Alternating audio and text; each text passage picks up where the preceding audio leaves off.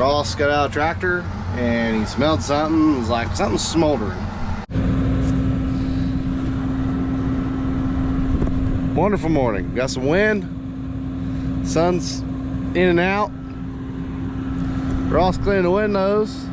Grab my cooler here. Throw it in the cab. Bring him out the cab, and then we're gonna get going. Maybe.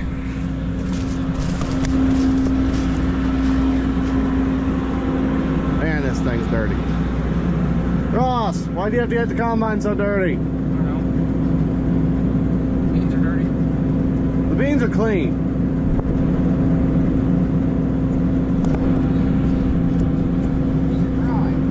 They're dry.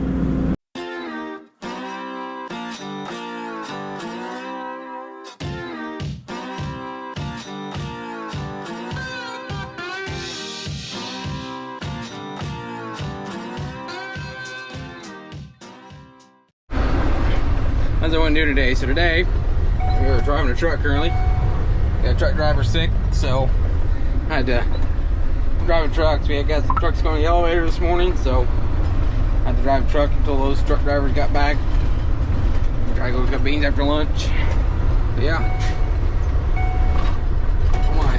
I've gotten 2 loads so far. Getting ready to go get my 3rd one for now. Whoa.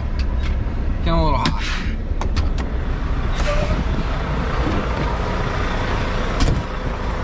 Go test some corn.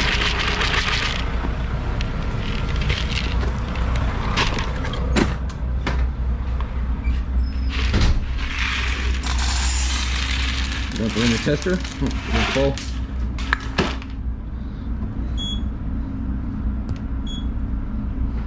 Like to let it test. Let's go over here and get my weight.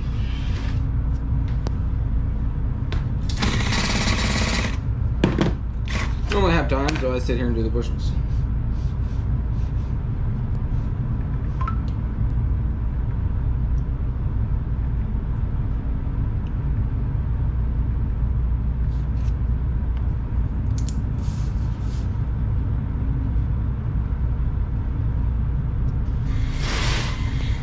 See, as you can hear, it just got done.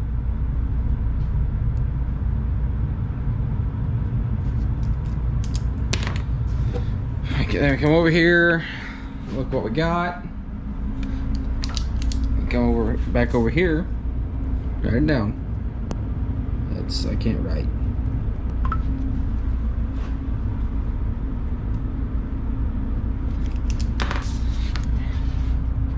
Put her in there. We go get back in the truck and go to the field.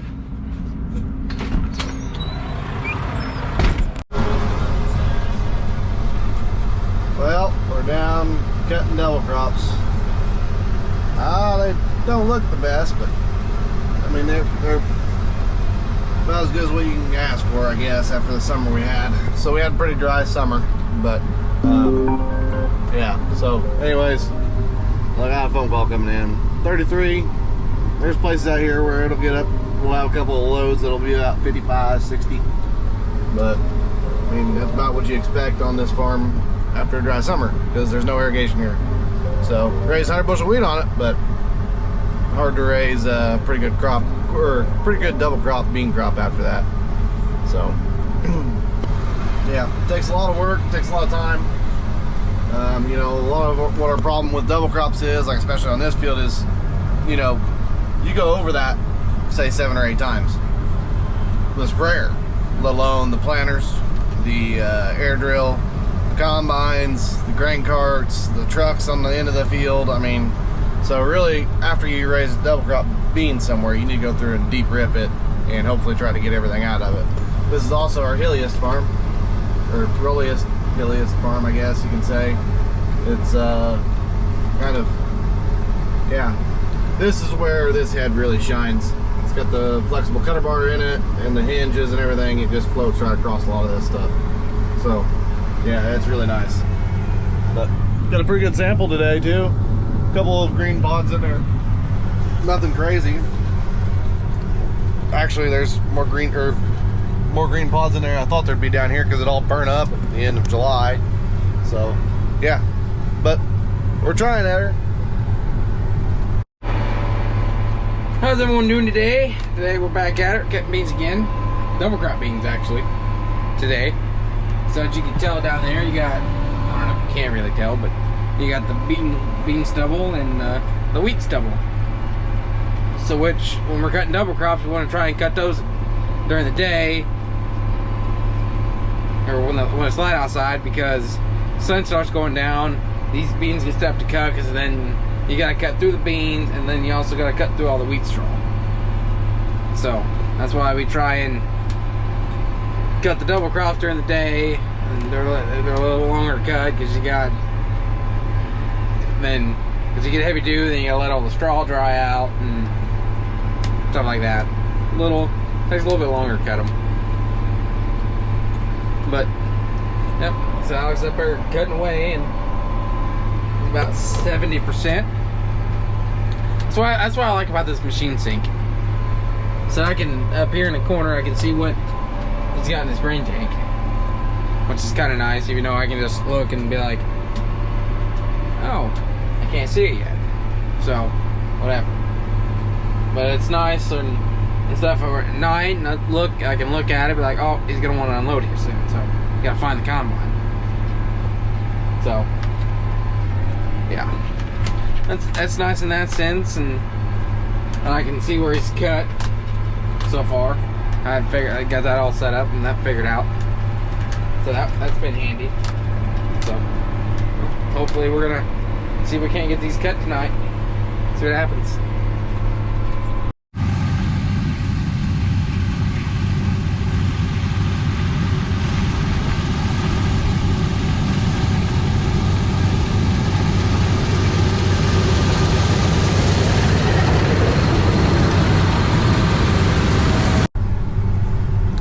Dad always said, if you get 30 bushel double crops, don't complain. So we're not gonna complain about them. I probably will later, but right now we're not going to, because we've cut double crops on this farm. It's been way worse before. So yeah, anyways, we're gonna keep plugging away at her. Hopefully we can get this field done today. I really want to hop across that ditch and get that other field at least started, if not done. And then probably next week we'll be in Robinson. We got, oh man, I don't know, 500 acres of beans up there, and then in Heathfield we have another 300.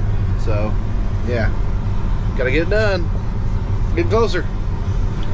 Gnawing away at her. I got 2 more fields of double crop beans that are irrigated to do down here on the south side of Vincennes. It looks like they've pushed the rain out of our forecast for the current time being, I think, at least. That's what they was talking about this morning.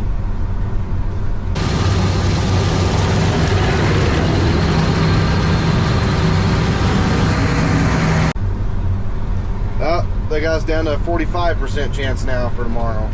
It's better than what it was. It was a 75% chance, but they moved it all back to Sunday at an 85% chance. So, you know, a little rain isn't going to hurt anything. It'll be nice to have a little break and be able to relax for a day or two.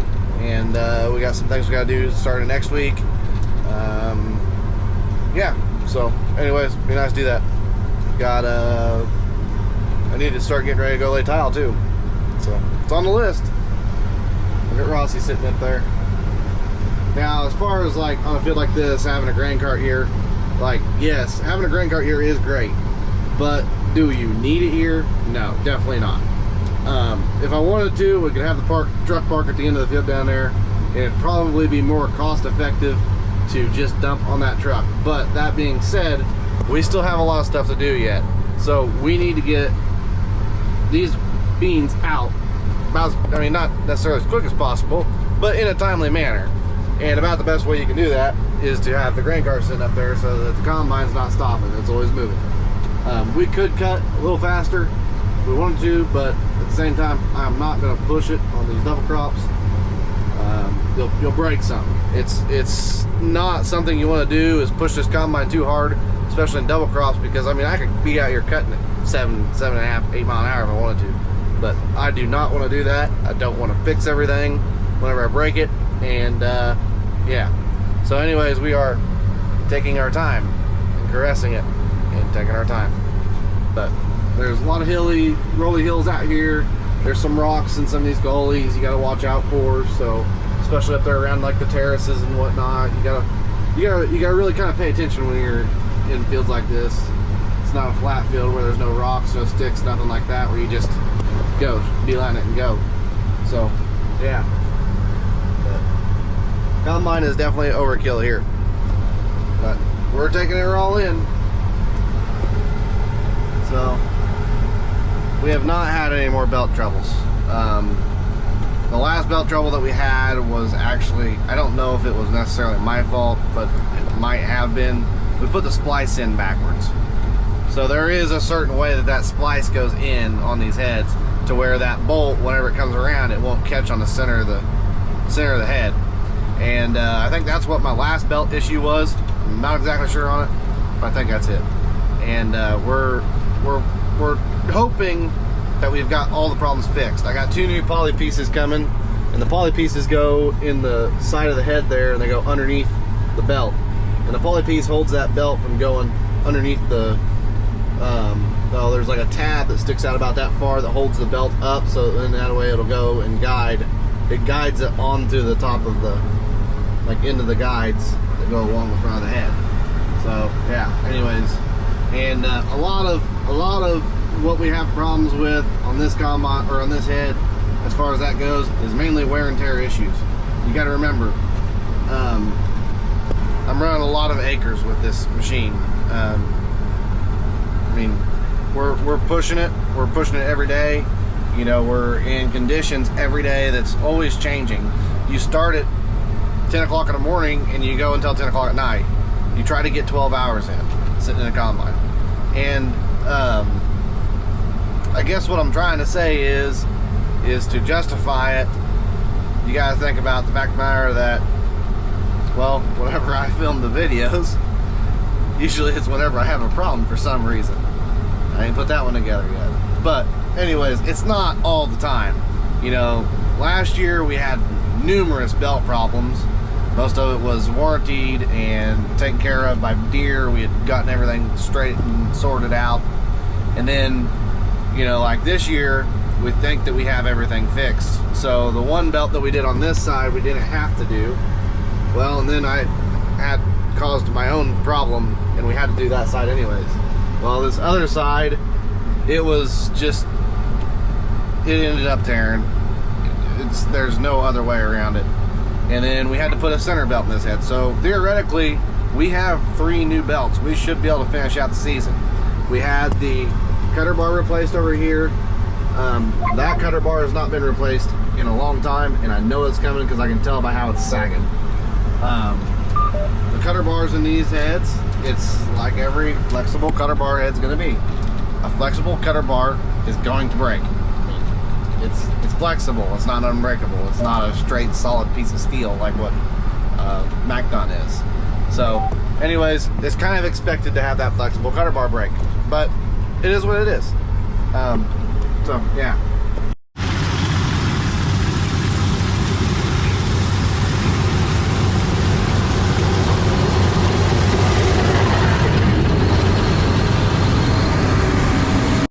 Well, we just got lucky. Ross got out of the tractor and he smelled something. It was like something smoldering. Okay, looked around and it was smoldering in the front of the feeder house. So we are going to go up top and we're going to take the drive pulley off the front of the feeder house and try and get in there behind it, because we got in there about the best we could, but you know how that is. I mean, the best you can sometimes is not enough. So yeah, very lucky, very, very lucky. Last year Dad had this happen too, and he had flames shooting all the way up and got a bunch of plastics and stuff on the side of the feeder house. But we had a fire the other day out in the field. We couldn't figure out what it was, and then yeah, I'd say now we know what it was. So anyways, we're gonna pull the pulley off of it, take a closer look on the back side of the pulley. Ross and Adam probably will for a minute. I'm gonna run down the road, and one of our neighbors down here is gonna let me use some water to fill our water cans back up. So I'm gonna fill the water cans back up, and hopefully we can find the solution to this problem and not have it again, because that was a little, whenever Ross he was standing down there walking back and forth and looking around funny, comes up top, goes, I smell something burning. You should have said something, Ross. Come on now. Oh my. So anyways, it is what it is. We're gonna hopefully get this pulley pulled off there. You can definitely tell that there's a bunch of stuff caked in the back of it. So we're gonna pull the pulley off of it, and then hopefully it's fine. Hopefully everything's fine. We'll blow it out real good with the leaf blower. Might try and see if he's got an portable air compressor or something I could steal real quick. So yeah, nothing to get your nerves pumping like a fire on a Friday. So we're doing today. So we had a little bit of a smolder back behind this pulley. So right now, we got Adam here taking off the pulley. Or not taking it off, loosening it up. It's Saturday, man. But yeah, he's loosening that up so we can get this belt off. Then we can take these bolts out. Get this. Take his pulley off. Which we gotta take these bolts out, I do believe. Pull this off and see if we got everything out, because it's still, I mean, we sprayed a lot of water back here, but it was still kind of warm in places. So